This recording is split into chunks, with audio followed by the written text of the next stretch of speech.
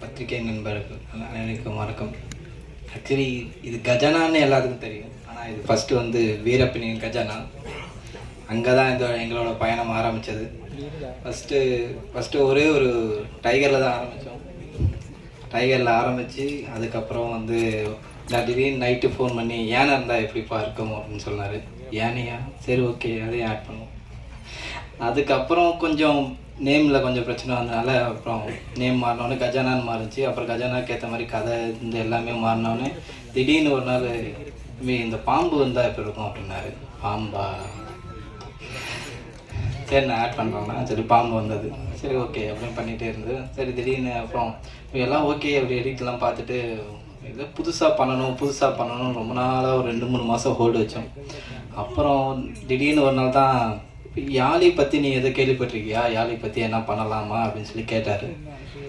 பண்ணலாண்ணா, but ஆனால் budgeting ஒன்று இருக்குது, இன்னும் டைமிங் ஒன்று இருக்குண்ணா, நம்ம ரொம்ப லேட் பண்ணிட்டோம் அப்படின்னோம். பரவாயில்லப்பா, ஃபஸ்ட் டைம் நம்ம காட்ட போகிறோம், அதனால் வந்து நம்ம இறங்கி பண்ணிட்டு பார்த்துருவோமே அப்படின்னோம். பட் ஒரு பயத்தில் தான் இறங்கணும்.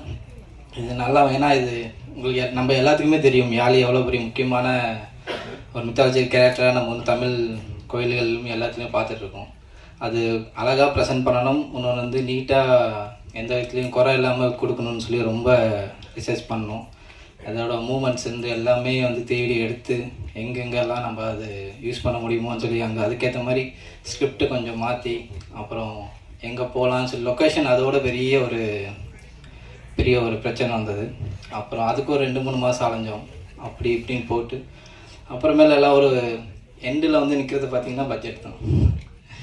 பட்ஜெட்டில் நின்று பார்த்துருக்கு அப்புறமேட்டு கொடுக்குறப்ப அப்புறம் திரும்பி இவர் மூஞ்ச நான் பார்க்குறது, என் மூஞ்ச அவர் பார்க்குறது.